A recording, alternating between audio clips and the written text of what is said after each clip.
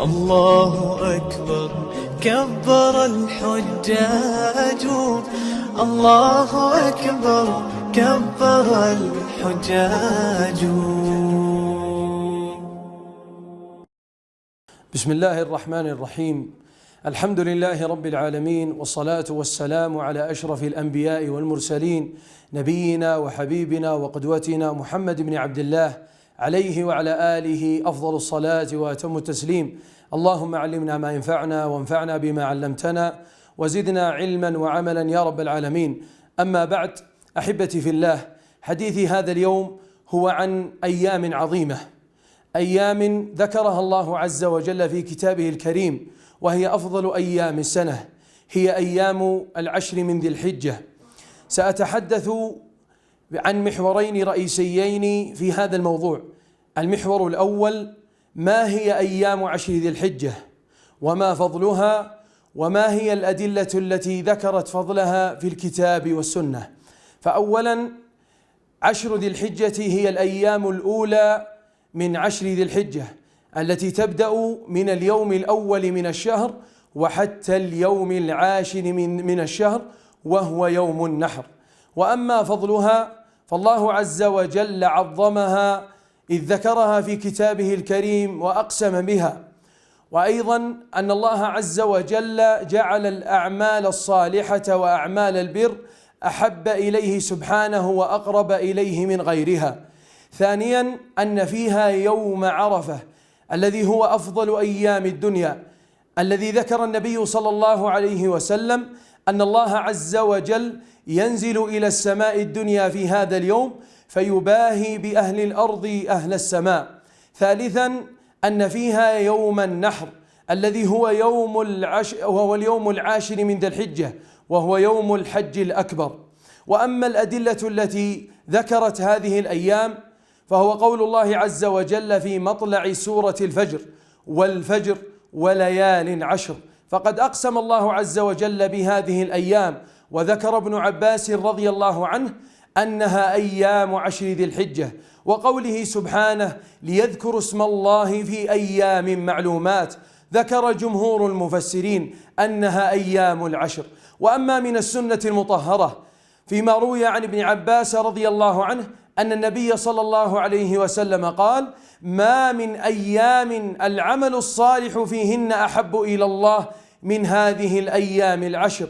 وذكر النبي صلى الله عليه وسلم أن يوم عرفة يعتق الله عز وجل فيه العباد أعظم من سائر أيام السنة. وأما المحور الثاني وهو استغلال عشر ذي الحجة بالأعمال الصالحة والعبادات. ومن تلك الأعمال والعبادات على سبيل المثال لا الحصر، بدءا بالصلاة، فهي أعظم أعمال العباد، وهي الركن الثاني من أركان الإسلام. يقول النبي صلى الله عليه وسلم: وما تقرب إلي عبدي بشيء أحب إلي مما افترضته عليه. ومنها أيضا النوافل التي هي سنن الراتبة، وسنة الفجر أيضا من السنن الراتبة، وأيضا الوتر الذي هو آكد السنن عن النبي صلى الله عليه وسلم. يقول النبي صلى الله عليه وسلم في الحديث الذي يرويه عن ربه: ولا يزال عبدي يتقرب إلي بالنوافل حتى أحبه. ما هي الجائزة يا رب؟ فإذا أحببته كنت سمعه الذي يسمع به، وبصره الذي يبصر به، ويده التي يبطش بها، ورجله التي يمشي بها، ولئن سألني لأعطينه، ولئن استعاذني لأعيذنه. وأيضا من العبادات في هذه العشر المباركة عبادة الصيام لغير الحاج، فيستحب للمسلم أن يصوم 9 الأيام الأولى من هذه العشر، لأن يوم النحر هو يوم العيد، ولا يجوز صيام أيام العيد، عيد الفطر وعيد الأضحى. وآكد هذه الأيام صيام يوم عرفة. يقول النبي صلى الله عليه وسلم: من صام يوم عرفة كفر الله به السنة الماضية والسنة القادمة. ومن تلك العبادات أيضا عبادة الصدقة. يقول النبي صلى الله عليه وسلم: إن الصدقة لتطفئ الخطيئة كما يطفئ الماء النار، وهي طهرة للمال وتزكية له. ومن أعظم تلك العبادات أيضا في هذه الأيام المباركة عبادة الذكر. يقول الله عز وجل: فاذكروني أذكركم وهذا الذكر له أيضا عبادة مخصوصة في هذه العشر، وهو التكبير.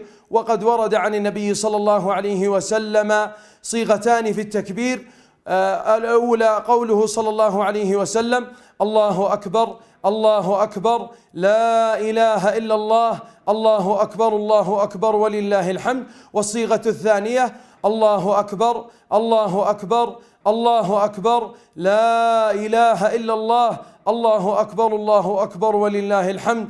الله أكبر كبيرا والحمد لله كثيرا وسبحان الله بكرة وأصيلا. والتكبير نوعان: تكبير مطلق يبدأ من فجر اليوم الأول من 10 ذي الحجة حتى فجر يوم عرفة، وسمي بالمطلق لأنه مطلق في سائر الأوقات وليس مخصوصا بأدبار الصلوات. وأما النوع الثاني من التكبير فهو التكبير المقيد، والذي يبدأ من فجر يوم عرفة حتى صلاة العصر من ثالث أيام التشريق. فيا أيها المسلم، أيام قليلة بأجور عظيمة، فحري بالمسلم أن يتقرب إلى الله عز وجل بالعبادات والطاعات التي تقربه إلى الله تعالى. أسأل الله العلي القدير أن يوفقني وإياكم للعلم النافع والعمل الصالح، كما أسأله سبحانه أن يتقبل من الحجاج حجهم، وأن يعيدهم إلى أهليهم وبلادهم بحج مبرور وسعي مشكور، إنه ولي ذلك والقادر عليه، والله أعلم، وصلى الله وسلم على نبينا محمد.